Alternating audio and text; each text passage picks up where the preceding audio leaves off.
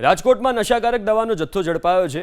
આંબેડકર નગરમાં વિકાસ જનરલ સ્ટોરમાંથી નશાકારક ગોળીઓ મળી આવી। 1,46,000થી વધુની કિંમતનો નશાકારક દવાનો જથ્થો મળ્યો છે। ક્રાઇમ બ્રાન્ચે રામજી ભગત માલીની ધરપકડ કરી છે।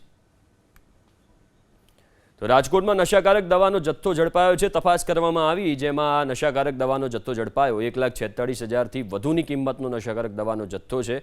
સતત પોલીસ ગઈકાલથી જ અલગ અલગ જગ્યાએ દરોડા પાડી રહી છે અને તપાસ કરી રહી છે। ક્રાઇમ બ્રાન્ચે આ કેસમાં રામજી ભગત માલી નામનો એક વ્યક્તિ છે, એની ધરપકડ કરી છે। આંબેડકર નગરમાં વિકાસ જનરલ સ્ટોરમાં જ્યારે તપાસ કરવામાં આવી તો આ દ્રશ્યોમાં તમે જોઈ શકો છો, આ જે દ્રશ્યો છે એ નશાકારક દવાનો જથ્થો છે જે ઝડપાયો છે। 1,46,000થી વધુની કિંમતનો નશાકારક દવાનો જથ્થો ઝડપાયો અને ક્રાઇમ બ્રાન્ચે જે વ્યક્તિની ધરપકડ કરી છે તેનું નામ છે રામજી ભગત માલી।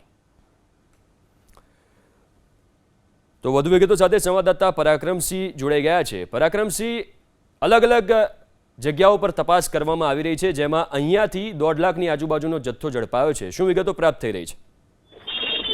ચોક્કસ રાજકોટ રાજ્ય સરકારના આદેશ બાદ રાજકોટ પોલીસ ઉપરાંત અલગ અલગ બ્રાન્ચ છે તેમના દ્વારા ગઈકાલે મેડિકલ સ્ટોર અને અલગ અલગ જે દવાની દુકાનો છે ત્યાં જે તપાસ હાથ ધરવામાં આવી હતી, જેમાં નશાયુક્ત સિરપ ટેબ્લેટનો જે ચેકિંગ કરવામાં આવ્યું હતું। રાજકોટ ક્રાઇમ બ્રાન્ચના જે અધિકારીઓ છે તેમના દ્વારા નશાયુક્ત જે જથ્થો જે છે તે ગઈકાલે ઝડપી પાડવામાં આવ્યો છે।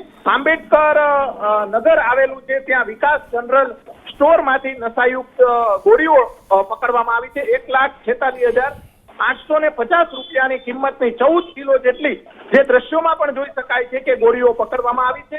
ક્રાઇમ બ્રાન્ચે રામજીભાઈ માલી છે તેની અટકાયત કરી અને કાયદેસરની કાર્યવાહી હાથ ધરવામાં આવી છે। માલવીયાનગર પોલીસ સ્ટેશન વિસ્તારમાં આ વિસ્તાર આવતો હોવાના કારણે માલવીયાનગર પોલીસ સ્ટેશનમાં જાણવા જોગ ફરિયાદ જે છે તે દાખલ કરવામાં આવી છે અને સમગ્ર મામલાને લઈને રિપોર્ટ આવ્યા બાદ જે રાજકોટ પોલીસ દ્વારા આજે જેની પાસેથી જે સ્ટોરમાંથી આ નશાયુક્ત ગોળીઓ તે રામજીભાઈ વિરુદ્ધ હજી પણ કાયદેસરની કાર્યવાહી હાથ ધરવામાં આવશે।